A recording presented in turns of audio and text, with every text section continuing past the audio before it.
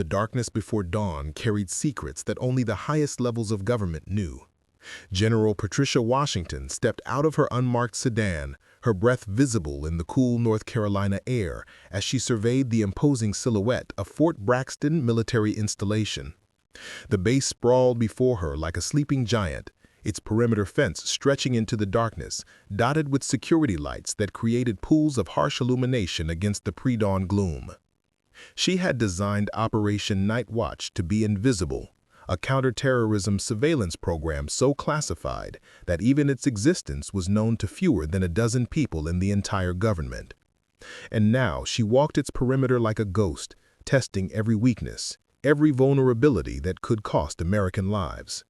Before we jump back in, tell us where you're tuning in from, and if this story touches you, make sure you're subscribed, because tomorrow I've saved something extra special for you. Her footsteps were silent against the gravel as she began her methodical inspection, 30 years of military experience guiding her movements with practiced precision. Every detail mattered: the spacing between fence posts, the angles of the security cameras, the timing of patrol rotations. All of it had to be perfect, because Phoenix was out there, waiting. She knew his type, had studied his methods through classified intelligence reports that painted a picture of a domestic terrorist with the patience of a predator and the tactical knowledge of a former military contractor. His family had died in an overseas operation gone wrong, and now he turned that grief into a weapon against the very institutions he once served. Washington's concealed camera captured images of concerning gaps in the perimeter security as she moved along the fence line. The morning mist clung to the chain link like spider webs, and she noted how the fog could provide cover for an infiltrator. Her trained eye cataloged every potential breach point, every shadow that could hide an enemy. This was not paranoia. This was the vigilance that kept a nation safe. She had lost her own son in Afghanistan, understood the weight of every decision that sent young men and women into harm's way. Operation Nightwatch was her promise to every mother who had kissed the child goodbye at an airport, every father who had folded a flag with trembling hands. The first checkpoint loomed ahead, manned by soldiers who should have challenged her approach long before she reached their position. She observed them through the growing dawn light, noting how their attention wandered, how their protocols had grown slack in the absence of immediate threat. These gaps were exactly what Phoenix would exploit. He monitored communications from his remote location, a technological spider sitting at the center of a web that captured every radio transmission, every cell phone call, every digital whisper that might reveal an opportunity. While Washington documented security flaws with the meticulous care of someone whose decisions could prevent mass casualties, Phoenix sorted through intercepted police radio chatter like a fisherman examining his nets. The first soldiers at the checkpoint finally noticed her approach, their posture shifting from casual alertness to genuine attention. But it was too late. In a real assault, she would already be inside their perimeter, already among them with deadly intent. She made mental notes about reaction times, about the positioning of their defensive barriers, about the blind spots that an attacker could exploit. Every detail would be included in her classified report, every weakness addressed before Phoenix or someone like him could turn American strength into American tragedy. As the first rays of sunlight painted the eastern sky in shades of amber and gold, Washington completed her circuit of the perimeter. Her assessment was thorough, her documentation complete, but her mission had drawn unexpected attention. 2 local police officers patrolling the roads around the military installation as part of heightened security protocols had noticed her presence. They saw a woman walking alone near a sensitive military facility, taking photographs, behaving in ways that their limited understanding branded as suspicious. They could not see past the color of her skin to the stars that should have been on her shoulders, could not recognize the quiet authority of someone who had earned her place at the highest levels of American military command. Matthews and Chen sat in their patrol car, watching through binoculars as Washington moved with the measured pace of someone conducting official business. But prejudice has a way of blinding people to truth, and what they saw was filtered through assumptions and stereotypes that would soon threaten not just one woman's dignity, but the very security she had devoted her life to protecting. The irony was bitter and profound. The woman they were about to profile and arrest was the architect of the very program designed to keep them safe from the threats they could not see, could not comprehend, could not imagine. The morning light revealed General Washington's military bearing, the way she carried herself with the quiet confidence of someone accustomed to command. But Officers Derek Matthews and Jamie Chen saw only what their prejudices allowed them to see. Matthews gripped the steering wheel of their patrol car with white knuckles, his jaw clenched with the familiar anger that had poisoned 15 years of police work. He had been watching the woman for 20 minutes now, and every moment fed the resentment that had been growing since his failure to pass military officer training decades ago. She walked with purpose, took photographs with deliberate precision, moved like someone who belonged in places where Matthews never could. "Dispatch, this is Unit 74, Matthews spoke into his radio, his voice carrying the coded language of someone who knew how to make his prejudices sound like legitimate police work. "We have a suspicious individual conducting surveillance near the Fort Braxton perimeter. African-American female, approximately 45 years old, taking photographs of security installations, requesting permission to investigate." His description was clinical, professional sounding, but Chen heard the edge underneath it, the particular tone her partner used when his assumptions about race and authority aligned with his opportunity to assert power. Chen shifted uncomfortably in the passenger seat, her recent graduation from the police academy still fresh enough that she remembered the idealism that had brought her to law enforcement. She had joined the force to make a positive difference, to bridge the gaps between communities and law enforcement that her Asian American background had shown her firsthand.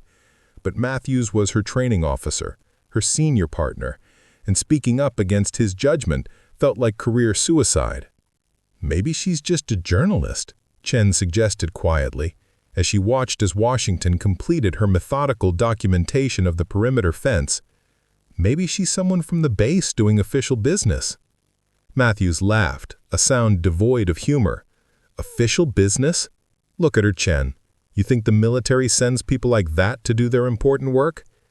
The contempt in his voice was naked now, undisguised by any pretense of professional objectivity. He had washed out of officer candidate school 22 years ago, dismissed for psychological unfitness and disciplinary problems that his recruiter had tried to smooth over. The failure had metastasized into a deep-seated hatred of military success, especially when it came in forms that challenged his worldview about who deserved respect and authority. Washington, unaware of the scrutiny and the poisonous assumptions being made about her presence, continued her security assessment with the thoroughness that had made her legendary among those who knew her reputation. She documented the timing of guard rotations, noted the blind spots in camera coverage, tested the responsiveness of motion sensors by deliberately triggering them and observing how long it took for security personnel to investigate. This was the kind of detailed analysis that had saved countless American lives in Iraq, Afghanistan, and dozens of other places where her strategic mind had turned potential disasters into tactical victories. The radio crackled with dispatch's response. "Unit 74, you are authorized to investigate. Exercise appropriate caution and maintain professional standards." Matthew smiled at the authorization, already reaching for the door handle. "Professional standards," he repeated mockingly to Chen. "Let's go show this trespasser what professional standards look like." He activated the patrol car's emergency lights, the red and blue strobes cutting through the morning air like a warning of the injustice about to unfold. Chen felt her stomach tighten as they approached Washington's position. Something about the woman's posture, the way she turned to face their approaching vehicle without fear or guilt, suggested this was not going to be the straightforward encounter Matthew seemed to expect. There was a dignity in the woman's bearing that spoke of experiences beyond civilian life, a stillness that reminded Chen of her grandfather who had served in Korea and carried himself with the same quiet authority even decades after his discharge. Washington heard the patrol car's approach and turned, her trained mind immediately assessing the situation with the calm analysis of someone who had faced far more dangerous circumstances. She recognized the signs of an aggressive approach, the speed of the vehicle, the immediate activation of emergency lights, the body language of the officers as they exited their car with hands already positioned near their weapons. This was not a routine inquiry, but a confrontation, and she found herself in the impossible position of choosing between revealing her classified mission and enduring whatever assumptions these officers had made about her presence. The morning that had begun with the noble purpose of protecting American lives was about to become a test of Washington's deepest principles. She stood her ground as the officers approached, knowing that the next few minutes would force her to choose between her personal dignity and her duty to the classified operation that could save countless lives. The irony was not lost on her that the very people she was working to protect were about to become the instruments of her humiliation, their prejudices blinding them to the sacrifices being made on their behalf by someone they would never see as worthy of their respect. The confrontation unfolded with the inevitable momentum of a tragedy where good intentions collided with deeply rooted prejudice.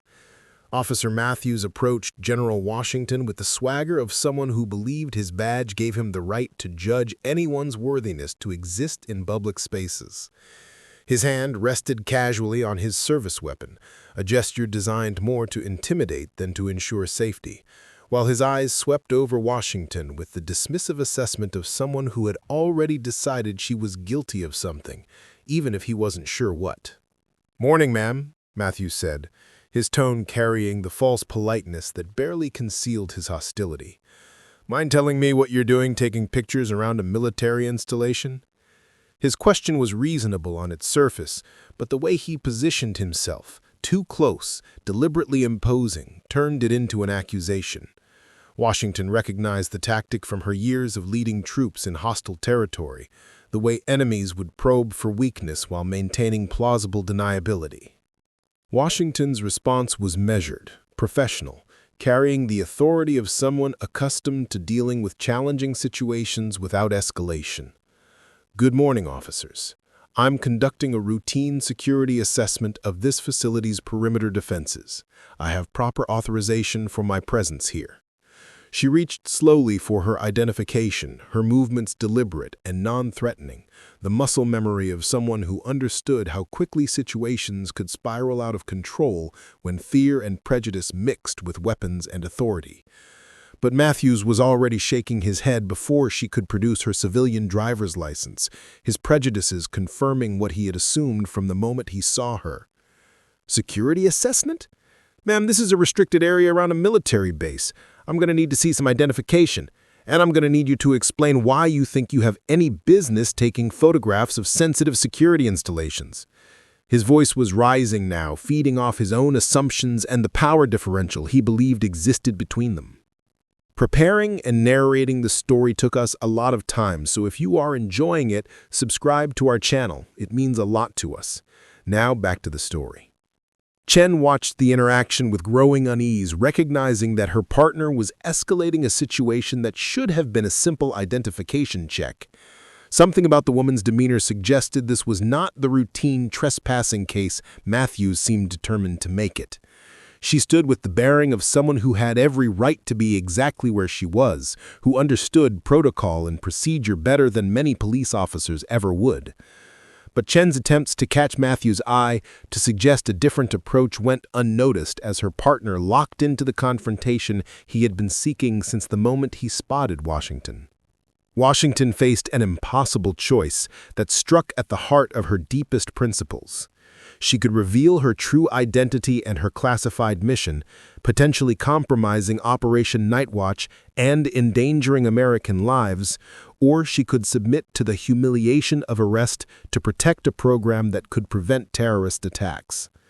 The decision required her to weigh her personal dignity against national security, her individual rights against her duty to country. It was the kind of choice that defined character at the highest levels of service, where personal sacrifice became the price of protecting others. "Ma'am, I'm placing you under arrest for trespassing on federal property and interfering with national security operations," Matthews announced, his voice carrying the satisfaction of someone who believed he was finally asserting proper authority. He moved behind Washington to handcuff her, his grip unnecessarily rough as he twisted her arms behind her back. The metal cuffs clicked shut with a sound that echoed across the empty roadway like a pronouncement of injustice, each click marking another moment where prejudice triumphed over truth. Chan assisted in the arrest despite the sick feeling growing in her stomach, her hands shaking slightly as she helped secure Washington's possessions as evidence. Among the items confiscated were Washington's security assessment notes, classified documents that would soon trigger a chain reaction threatening the very operation they were designed to protect. The junior officer's training told her to support her partner, but her conscience whispered that something was fundamentally wrong with what they were doing. Washington maintained her dignity even as she was placed in the back of the patrol car, her silence speaking more powerfully than any protest could ever. She had survived combat zones, had led troops under fire, had faced down foreign enemies and domestic bureaucracies with equal resolve. But this moment, sitting handcuffed in a police car while the officers who were supposed to protect and serve mocked her service and dismissed her humanity, cut deeper than any battlefield wound. The arrest set into motion consequences that neither Matthews nor Chen could have imagined, ripples that would spread through the highest levels of government and ultimately expose how individual prejudice could threaten the very security of the nation they all claimed to serve. But in that moment, as the patrol car disappeared down the road carrying one of America's highest-ranking military officers like a common criminal, the only truth that mattered was that justice had failed, and the cost of that failure was yet to be calculated. The security monitor flickered with grainy footage that made Colonel Marcus Rodriguez's blood run cold. He leaned forward in his chair, squinting at the timestamp that confirmed his worst fears. 0647 hours, perimeter checkpoint 7. The woman being handcuffed by local police was unmistakable, even in civilian clothes, even with her hands bound behind her back. General Patricia Washington, Deputy Chairman of the Joint Chiefs of Staff, architect of Operation Nightwatch, was being arrested like a common criminal, while her classified mission hung in the balance. Rodriguez's hands trembled as he reached for his secure phone, muscle memory from Iraq flooding back. Memories of Washington leading them through the most dangerous operations with calm precision, her strategic mind turning impossible situations into victories.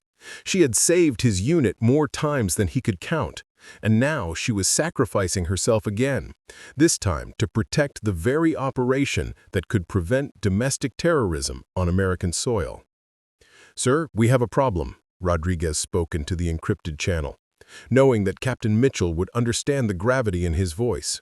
20 miles away, Mitchell felt her stomach drop as she realized Washington had missed her scheduled check-in.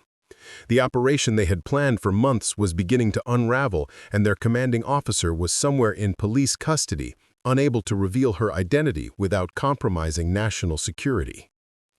Phoenix monitored the police frequencies from his remote location, his trained ear catching the subtle changes in radio traffic that suggested something significant was happening. Years of military contracting had taught him to read between the lines of official communications, and the increased chatter around Fort Braxton told him that his patience was about to be rewarded. Someone important had been compromised, someone whose arrest was creating ripples in the military's carefully maintained security protocols. Mitchell coordinated the military's response with surgical precision, knowing that any visible reaction could expose Washington's true mission. She activated discreet security protocols, increased base readiness without triggering alarms, and began the delicate process of maintaining Operation Nightwatch without its primary architect. Every decision carried enormous weight. Too little action, and the operation would fail. Too much, and Washington's sacrifice would be meaningless. Rodriguez watched the security feeds with growing frustration, seeing his former commander disappear into the back of a patrol car while he remained powerless to intervene. The base went to heightened alert status under the cover of routine security exercises, but inside the command center, tension crackled like electricity before a storm. Washington had trained them well, but none of them had prepared for the possibility that prejudice and injustice would threaten their mission from within. The irony was devastating. The woman being arrested for suspicious behavior near a military installation was the very person responsible for that installation's security. Washington's arrest was already compromising the operation she had designed to protect American lives. And every minute she remained in custody increased the risk that Phoenix would exploit the chaos to execute his attack. The threads of national security were unraveling because local police officers could not see past the color of her skin to recognize the stars that should have been on her shoulders. The fluorescent lights in the police station interrogation room buzzed like angry wasps, casting harsh shadows across General Washington's face as she sat with her hands folded, maintaining the dignity that 30 years of military service had carved into her soul. Officer Matthews paced behind her like a predator circling wounded prey, his voice dripping with the particular venom reserved for those he believed had stepped outside their designated place in his version of the social order. "So tell me about this security assessment you claim you were conducting," Matthews sneered, air quotes punctuating his contempt. "You expect me to believe that someone like you has legitimate business around a military installation? What kind of game are you playing here?" His questions revealed more about his prejudices than any answers could, each word designed to strip away Washington's humanity and reduce her to the stereotypes that lived in his narrow mind. Washington's silence was not submission, but strategy. Each moment of restraint protected Operation Nightwatch from exposure. She had endured interrogations from actual enemies in actual war zones, and this small-minded bully with a badge posed no greater threat than any other obstacle she had overcome in service to her country. Her calm demeanor only infuriated Matthews further, his need to dominate meeting an immovable object of quiet strength. Police Chief Harrison observed from behind one-way glass, his 25 years of experience telling him something was fundamentally wrong with this arrest. The woman in custody carried herself with an authority that didn't match the charges against her, and Matthews's increasingly aggressive questioning was raising red flags that could destroy the department's reputation. Harrison had worked hard to improve community relations to let one sergeant's prejudices undo years of progress. Across town, Eleanor Washington received the phone call that every civil rights mother fears. Her daughter was in jail, arrested for the crime of existing while black in a space where others decided she didn't belong. But Eleanor was not just any mother. She was a veteran of the Freedom Rides, a survivor of Birmingham's dogs and Montgomery's buses, and she knew exactly how to mobilize the network of lawyers and activists who had been fighting this fight for generations. "You think you're better than us, don't you?" Matthews leaned in close, his breath hot with coffee and contempt. "Think your military service makes you special? Let me tell you something. I've seen plenty of your type come through here, all tough until reality hits them." His words revealed the deep insecurity that drove his hatred, the knowledge that Washington had achieved everything he had failed to accomplish. Phoenix pieced together the intelligence like a master puzzle solver, recognizing that the timing of increased military activity and a high-profile arrest was no coincidence. His network of contacts and electronic surveillance had given him fragments of information that, when assembled, painted a picture of opportunity. Someone important enough to trigger military responses had been compromised, and chaos always created vulnerabilities he could exploit. Washington's mother made her first call to the legal team that had been preparing for this moment since the civil rights era began. Eleanor understood that her daughter's arrest was both deeply personal and symbolically profound, another chapter in the ongoing struggle for dignity and justice that had defined her life. But she also sensed there were layers to this situation that went beyond routine police misconduct, complexities that would require careful navigation to protect both her daughter and whatever larger mission she was pursuing. Phoenix's fingers moved across his keyboard with the precision of a surgeon, assembling fragments of intercepted communications into a mosaic of opportunity that made his pulse quicken with anticipation. The arrest of an unknown individual near Fort Braxton, combined with the subtle but unmistakable increase in base security protocols, told him everything he needed to know. Someone significant had been compromised, and the military's response was creating exactly the kind of chaos he needed to accelerate his timeline. 20 miles away, FBI Special Agent Lisa Thompson's phone buzzed with the kind of call that transformed routine days into career-defining moments. Reports of unusual activity around military installations, combined with her ongoing investigation into domestic terrorism threats, suggested a connection that could not be ignored. Her military intelligence background had taught her to recognize patterns, and the pieces were aligning in ways that demanded immediate attention. Captain Mitchell faced the most difficult decision of her military career as she stared at classified protocols that required Washington's direct authorization. Operation Nightwatch was designed with multiple fail-safes, but none of them accounted for their commanding officer being arrested and held incommunicado by local police. Every minute of delay increased the risk of terrorist attack, but activating the operation without proper authorization could end her career and compromise national security. "Sir, we need to move," Mitchell spoke into her secure phone, knowing that Colonel Rodriguez understood the impossible position they faced. "The timeline is accelerating, and we can't wait for General Washington's return. I'm requesting authorization to implement Phase 2 protocols under Emergency Command Authority." The words felt like betrayal even as she spoke them, knowing that Washington would want them to proceed despite the personal cost. Matthews became increasingly agitated as reports of federal interest in his arrest began filtering through the station. His sergeant's instincts told him to double down on his charges, to make them stick regardless of outside pressure, but something about the way his superiors was suddenly paying attention to a routine trespassing case made his confidence waver. The woman in custody had remained silent through hours of questioning, showing a composure that spoke of experiences far beyond civilian life. Thompson's investigation moved with the methodical precision of someone who understood that national security and individual justice were often at odds, requiring delicate balance to serve both. Her calls to Fort Braxton yielded carefully worded responses that confirmed her suspicions without revealing classified information, while her review of the arrest report revealed patterns of behavior that suggested racial profiling rather than legitimate law enforcement. Phoenix contacted his cell members through encrypted channels, his voice carrying the urgency of someone who recognized that windows of opportunity closed as quickly as they opened. "Timeline is moved up," he commanded, knowing that confusion in military ranks and exposed security protocols created the perfect conditions for the attack he had been planning for months. "Execute in 6 hours." Rodriguez provided Thompson with information carefully calibrated to reveal enough truth to ensure justice while protecting operational security. His loyalty to Washington demanded that he help her, but his duty to the mission she had designed required him to maintain the secrecy that could save American lives. The balance between personal loyalty and professional responsibility had never felt more precarious or more crucial to the future of national security. FBI Special Agent Lisa Thompson arrived at the Fort Braxton police station with the quiet authority of someone whose badge carried the weight of federal law. Her military intelligence background had taught her to read situations quickly, and the tension crackling through the building told her this was far more complex than a routine trespassing case.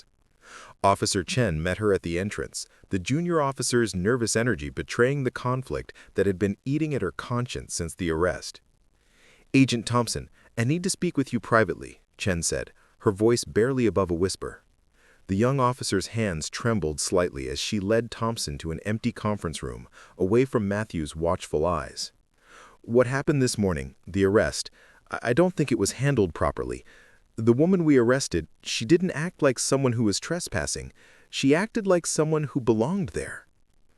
Thompson listened with the patience of someone who understood that truth often came in fragments from reluctant witnesses. Chen's account painted a picture of racial profiling wrapped in the language of legitimate police work, a story Thompson had encountered too many times in her career. But the timing of this particular arrest, coinciding with her terrorism investigation, suggested layers of complexity that went far beyond routine misconduct. "Tell me about your partner's behavior during the arrest," Thompson said, her tone encouraging Chen to continue despite the obvious difficulty of betraying a fellow officer. The young woman's conscience was clearly at war with her loyalty, but justice demanded that she choose truth over convenience. Matthews intercepted Thompson before she could reach the interrogation room, his defensive posture revealing more than any confession could have.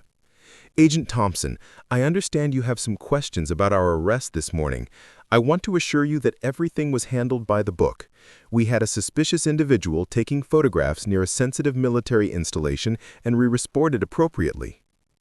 Thompson's trained eye cataloged every tell in Matthews' body language, the way he positioned himself to block her path, the subtle aggression in his stance, the careful phrasing that suggested prepared talking points rather than genuine explanation. Her years of interrogating suspects had taught her to recognize when someone was protecting a lie, and Matthews was broadcasting his guilt like a beacon. At Fort Braxton, Colonel Rodriguez met with Thompson in a secure briefing room where classified conversations could unfold without compromising operational security. His careful choice of words painted a picture of someone important being compromised without revealing Washington's identity or mission. "Agent Thompson, I can tell you that someone with significant security clearance was conducting authorized business in the area where this arrest took place. Their detention may have compromised ongoing operations of national importance." Police Chief Harrison watched from his office as federal attention transformed his quiet station into the center of a crisis he was only beginning to understand. 25 years of experience told him that Matthews had stepped into something far bigger than a routine arrest, and the department's reputation hung in the balance. His attempts to review the case file revealed inconsistencies that suggested personal bias rather than professional judgment had driven the arrest. Thompson's interview with Washington took place in the same interrogation room where Matthews had attempted to break her spirit hours earlier.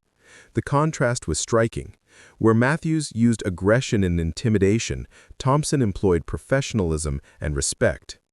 But Washington maintained her silence, knowing that revealing her identity would compromise Operation Nightwatch and potentially cost American lives. "Ma'am, I believe you may be the victim of civil rights violations," Thompson said quietly, her voice carrying both authority and compassion. "I also believe your detention may be compromising matters of national security. I can help you, but I need you to trust me with the truth." Washington's eyes met Thompson's, recognizing a kindred spirit who understood the weight of duty and the complexity of serving justice while protecting national interests. The investigation was revealing the depth of the crisis, not just the injustice of Washington's arrest, but the national security implications of keeping her in custody while Phoenix prepared to exploit the chaos her detention had created. The moment of truth arrived like a storm breaking over still water, forcing every character to confront the fundamental choices that would define not only their individual futures, but the safety of countless American lives. General Washington sat across from Agent Thompson in the sterile interrogation room, knowing that the next words spoken would either preserve Operation Nightwatch or destroy the mission she had sacrificed everything to protect. "General Washington," Thompson said quietly, her voice carrying the weight of recognition and respect. The use of her rank hung in the air like a revelation, confirming what Thompson's investigation had pieced together through careful analysis and military intelligence contacts. "General Washington, I know who you are and I know what's at stake. You can reveal your identity and I'll ensure your immediate release and full federal protection. Or you can maintain your cover, and I'll find another way to ensure justice is served."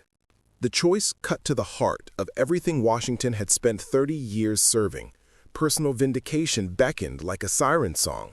She could end her humiliation with a few words, expose Matthews' prejudice, and walk out of this station with her dignity restored. But those same words would compromise Operation Nightwatch, potentially expose classified anti-terrorism protocols, and give Phoenix the intelligence he needed to execute his attack successfully. Eleanor Washington arrived at the station like a force of nature, her 78 years carrying the accumulated weight of decades spent fighting for justice and dignity. She confronted Matthews in the station lobby with the fearless authority of someone who had faced down police dogs in Birmingham and water cannons in Selma. "Officer, you have arrested my daughter without cause, and I demand to know why you believe you have the right to treat a decorated veteran like a criminal." Matthews wilted under Eleanor's assault, his bluster evaporating in the face of someone who had been fighting his kind of prejudice since before he was born. Her words carried the power of history, the accumulated rage of generations who had been told they didn't belong in the spaces they had every right to occupy. You see a black woman and assume criminality, assume threat, assume she couldn't possibly have legitimate business near your precious military base. Your prejudice has made you blind to the truth. In the Secure Communications Center at Fort Braxton, Captain Mitchell received the intelligence that made her blood run cold. Phoenix had accelerated his timeline, and intercepted communications suggested an attack within hours. Operation Nightwatch was the only defense against a terrorist plot that could cost hundreds of lives. But activating it without Washington's direct authorization would expose the program and potentially end multiple careers. "Ma'am, I need authorization to proceed," Mitchell spoke into her secure phone, knowing that Washington was in federal custody and unable to respond to encrypted communications.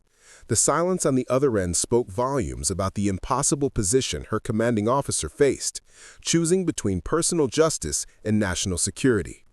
Washington made her decision with the same calm determination that had carried her through 3 decades of military service.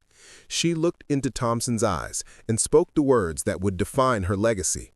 "Agent Thompson, I cannot compromise ongoing operations regardless of personal cost. Find another way to ensure justice, but Operation Nightwatch must proceed without my direct involvement." The sacrifice was complete, and Washington's choice reverberated through every level of the crisis. Thompson respected the decision while beginning the complex process of ensuring justice through federal channels that wouldn't compromise classified operations. Mitchell received authorization to proceed with Operation Nightwatch, knowing that her commanding officer's sacrifice had made American lives more important than American justice. Phoenix monitored communications from his remote location, sensing that his window of opportunity was closing as military responses became more coordinated. The chaos he had hoped to exploit was being contained by the very people he sought to attack, their professionalism triumphing over the prejudice that had initially compromised their mission. Operation Nightwatch activated with the precision of a Swiss watch, 30 years of General Washington's strategic planning unfolding across multiple states as federal agents moved to intercept Phoenix and his terrorist cell. Captain Mitchell coordinated the response from Fort Braxton's command center, her authorization carrying the weight of Washington's sacrifice and the urgency of preventing mass casualties on American soil. Phoenix realized too late that his opportunity had transformed into a trap. His communications intercepted, his locations compromised, his carefully planned attack unraveling as federal agents closed in from multiple directions. The domestic terrorist, who had spent months exploiting weaknesses in American security, found himself outmaneuvered by the very system he sought to destroy. His patience and planning rendered meaningless by superior intelligence and coordination. Agent Thompson moved with surgical precision, federal warrants in hand, as she arrested Officer Matthews on civil rights violations that would end his career and potentially result in federal prison time. The same handcuffs he had used to humiliate Washington now secured his own wrists, poetic justice delivered through the proper channels of federal law enforcement. His prejudice had not only destroyed his own future, but had nearly compromised national security in ways he would never fully understand. Officer Chen found her voice at last, testifying against her former partner with the courage she had lacked during the arrest. Her conscience had finally overcome her fear, and her detailed account of Matthews' behavior provided crucial evidence for federal prosecution. The young officer's transformation from silent accomplice to advocate for justice represented hope that systemic change was possible through individual courage. Police Chief Harrison implemented immediate reforms, his department's reputation salvaged only through complete cooperation with federal authorities and acknowledgement of the systemic problems that had enabled Matthews' behavior. 25 years of building community trust had nearly been destroyed by one officer's prejudice, a lesson that would reshape departmental training and accountability measures. Washington's release came quietly, without fanfare or public recognition of her sacrifice. The classified nature of Operation Nightwatch meant that her heroism would remain hidden, known only to a select few who understood the true cost of protecting American lives. She walked out of the police station with her dignity intact and her mission accomplished, but the personal cost of her sacrifice would linger long after the immediate crisis had passed. Phoenix's capture made headlines as a successful counter-terrorism operation, but the public would never know how close his attack had come to succeeding, or how the prejudice of local police officers had nearly given him the opening he needed. The terrorist who had sought to exploit American weaknesses was defeated by American strength, but the victory came at a price measured in personal sacrifice rather than public recognition. Eleanor Washington watched her daughter emerge from the police station with the pride of someone who understood that true heroism often went unrecognized, that the greatest sacrifices were made by those who would never receive medals or parades. The civil rights veterans saw in her daughter's choice the continuation of a long struggle for justice, dignity, and the right to serve one's country without regard to the color of one's skin. The immediate crisis was resolved, but the larger questions raised by Washington's arrest about prejudice, justice, and the hidden costs of national security would require ongoing attention to prevent future compromises of both individual rights and collective safety. 6 months after the Fort Braxton incident, General Patricia Washington stood in the Pentagon's executive conference room, facing a choice that would define the final chapter of her military career. The classified briefing folder on the mahogany table contained an offer that represented both recognition and exile. Early retirement with full honors, a quiet conclusion that would protect Operation Nightwatch's secrecy while acknowledging her sacrifice in terms that only the highest levels of government would ever understand. "General, your service has been exemplary," the Deputy Secretary of Defense said, his words carrying the weight of gratitude and regret. "However, the exposure of Operation Nightwatch, even in limited circumstances, requires us to consider new assignments that better serve both your talents and national security interests." The bureaucratic language couldn't mask the fundamental truth. Washington's heroism had made her a liability, her sacrifice transforming her from an asset into a security risk that required careful management. Agent Thompson's comprehensive federal report had become the foundation for sweeping reforms in police-military cooperation protocols. Her documentation of the Fort Braxton incident led to new training requirements, accountability measures, and communication channels designed to prevent future compromises of national security through local prejudice. The report never mentioned Washington by name, but its recommendations bore the fingerprints of someone who understood the intersection of civil rights and national defense. Officer Chen had transformed from reluctant accomplice to passionate advocate, her testimony against Matthews serving as a catalyst for broader police reform initiatives. She now worked with community organizations and police academies, sharing her experience as a cautionary tale about the costs of silence in the face of injustice. Her journey from fear to courage represented the possibility of change within systems that had historically resisted accountability.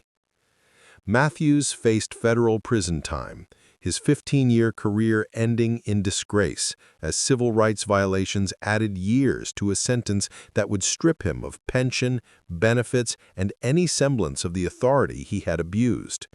His downfall served as a stark reminder that prejudice carried consequences, even when wrapped in the language of legitimate law enforcement. The man who had seen Washington as beneath his notice would spend years contemplating how his assumptions had destroyed his life. Eleanor Washington's activism had gained new energy from her daughter's experience, her voice carrying the authority of someone who had witnessed both progress and setbacks in the long struggle for equality. She spoke at universities and community centers, telling Patricia's story in terms that protected classified details while illuminating the ongoing challenges faced by those who served their country despite systemic prejudice. Her words inspired a new generation of civil rights advocates who understood that the fight for dignity was far from over. Phoenix's network had been dismantled completely. his months of planning rendered meaningless by the same system he had sought to exploit. The domestic terrorist who had believed American diversity was weakness discovered instead that it was strength. The very prejudice he had hoped to exploit had ultimately enabled his capture through the dedication of public servants who transcended racial and cultural boundaries in service to justice. Washington's decision surprised everyone who knew her. Rather than accepting retirement, she chose to continue serving in a new role that would address the systemic issues her experience had revealed. Her assignment to the Department of Defense's Civil Rights and Equal Opportunity Office represented both a demotion and a promotion. Less prestigious than her previous position, but potentially more impactful in addressing the root causes of the prejudice that had nearly compromised national security. The general who once commanded Operation Nightwatch now worked to ensure that future operations would not be compromised by the blindness of prejudice. Her new mission was more personal, but equally important: creating systems that would prevent other dedicated service members from facing the choice between personal dignity and professional duty that had defined her own sacrifice. Washington's legacy lived not in the classified files that documented her strategic brilliance, but in the quiet reforms that made the military more inclusive, more just, and more secure. Her sacrifice had revealed how individual prejudice could threaten collective safety, and her continued service ensured that lesson would not be forgotten. The woman who had once protected America from foreign threats now worked to protect it from the domestic prejudices that could prove equally dangerous. The story concluded, not with triumph or tragedy, but with the complex reality of progress earned through sacrifice, justice achieved at personal cost, and a future made safer by those willing to pay the price for change. 2 years had passed since the Fort Braxton incident, and General Patricia Washington stood before the mirror in her Pentagon office, adjusting the stars on her shoulders that now carried different meaning than they had before that fateful morning in North Carolina. The reflection staring back at her showed a woman transformed, not by the humiliation she had endured, but by the purpose she had discovered in its aftermath. The office walls displayed commendations from her 3 decades of service, but the document that mattered most sat framed on her desk: a handwritten letter from Officer Jamie Chen, now Detective Chen, thanking Washington for showing her what courage looked like even when no one was watching. The young officer had found her voice that day in the police station, and her testimony had become the foundation for sweeping reforms that reached far beyond Fort Braxton. A knock interrupted her thoughts, and Captain Sarah Mitchell entered with the morning briefings that had become routine in Washington's new role as Director of Defense Civil Rights and Equal Opportunity. The position carried less operational authority than her previous assignment, but its impact rippled through every level of military service, touching the lives of countless service members who would never know her name. General, the quarterly report on police-military cooperation protocols shows significant improvement, Mitchell reported, her efficiency unchanged despite the transformation in their working relationship. Agent Thompson's recommendations have been implemented across 43 installations, and we've seen a 70% reduction in incidents involving civilian law enforcement and military personnel. Washington nodded, knowing that each statistic represented real lives protected from the kind of prejudice that had nearly cost American lives 2 years ago. The reforms bore Agent Thompson's name in official documents, but Washington's fingerprints were on every policy change, every training protocol, every accountability measure designed to ensure that national security would never again be compromised by individual bias. The morning's first appointment was with a young Navy ensign whose complaint about discriminatory treatment echoed Washington's own experience in ways that made her heart ache with recognition. Ensign Maria Rodriguez, no relation to Colonel Rodriguez, sat across from Washington's desk with the same dignity under pressure that Washington remembered from her own darkest moments. "Ma'am, they questioned my loyalty because of my surname," Rodriguez said, her voice steadied despite the pain in her eyes. "Asked if I was really American when I tried to access classified materials my security clearance authorized. made jokes about building walls and checking my papers. I know I should have reported it immediately, but I was afraid it would hurt my career."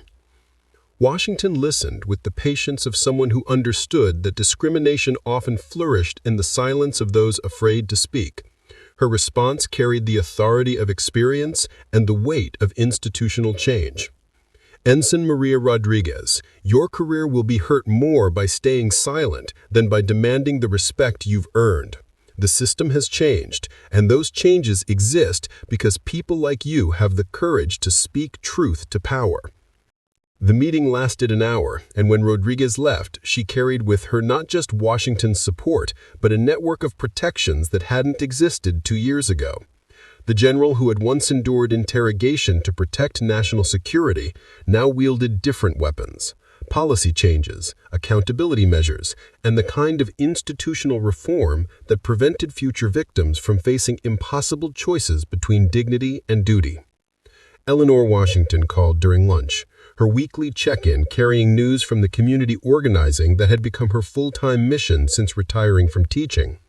At 80, she moved through civil rights circles with renewed energy, her daughter's story serving as a rallying cry for a new generation of activists who understood that progress required constant vigilance. "Patricia, you should see these young people," Eleanor said, her voice bright with hope. "They understand that your sacrifice wasn't just about one incident, but about proving that the system can change when good people refuse to accept injustice. That Chen girl spoke at Howard University last week, brought the house down, talking about moral courage."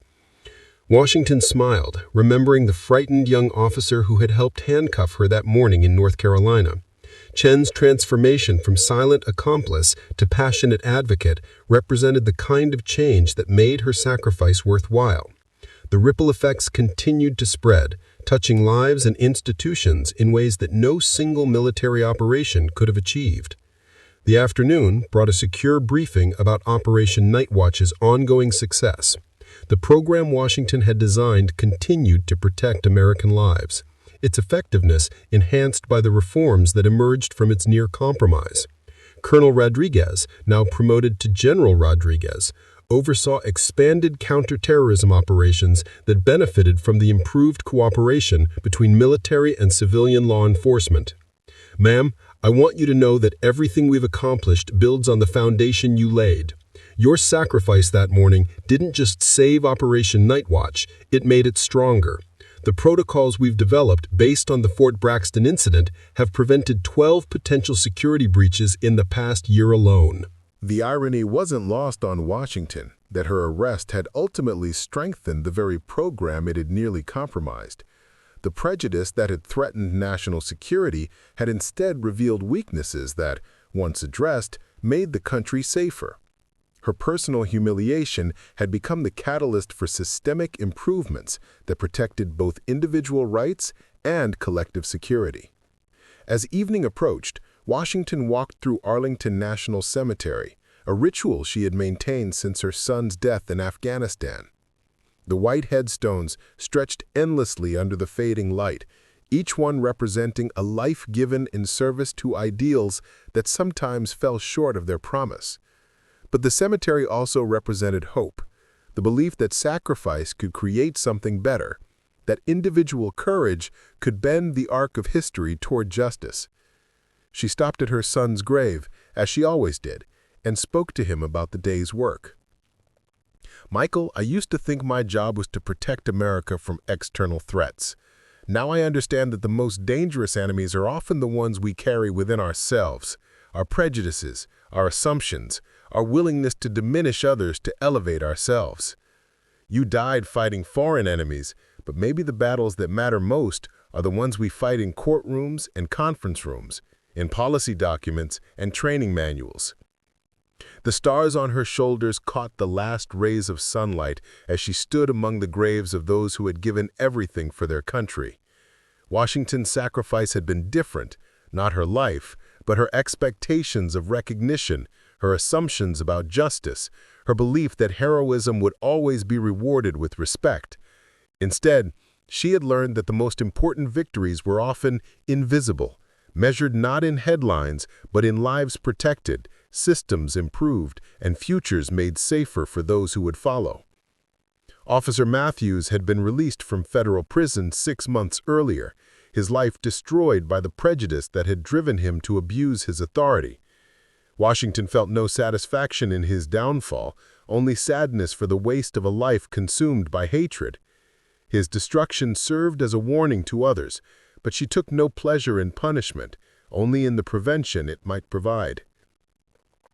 The walk back to her car took her past the tomb of the unknown soldier, where guards maintained their eternal vigil in honor of those whose service would never be fully known or appreciated. Washington understood now that she had joined their ranks in a different way. Her most important contribution to her country's security would remain largely invisible, known only to those who studied classified reports and policy changes that bore other people's names.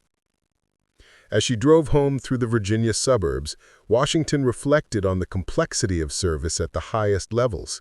The stars on her shoulders had once symbolized recognition and authority, but now they represented something deeper, the willingness to sacrifice not just life or comfort, but credit and recognition in service of ideals larger than any individual. Her arrest had taught her that true patriotism sometimes required accepting injustice to prevent greater harm, that real heroism often went unrecognized because the most important victories were quiet ones. The house was dark when she arrived, but Eleanor had left dinner warming in the oven, along with a note that made Washington smile. "Remember, baby girl, we didn't march so you could be satisfied with small changes. We marched so you could make big ones. Keep marching." Washington ate her dinner while reviewing files for the next day's meetings. More complaints to investigate, more policies to refine, more opportunities to ensure that the system served justice rather than perpetuating prejudice. The work was less glamorous than commanding military operations, but its impact was equally important. Every case she handled, every reform she implemented, every life she protected carried forward the legacy of that morning in North Carolina when she had chosen duty over dignity and discovered that real strength lay not in demanding recognition, but in earning it through service that asked for nothing in return. The stars on her shoulders rested on the bedside table as she prepared for sleep, their weight no longer measured in rank or authority, but in responsibility and purpose. Tomorrow would bring new challenges, new opportunities to prove that individual courage could create institutional change, new chances to honor the sacrifice that had transformed her from a guardian of American security to a guardian of American ideals. General Patricia Washington had learned that the heaviest burdens were often invisible, that the most important battles were fought in places where no one was watching, and that true heroism was measured not by the recognition it received, but by the change it created. Her legacy would live not in the headlines that never mentioned her name, but in the policies that protected future generations from the prejudice that had nearly compromised their security.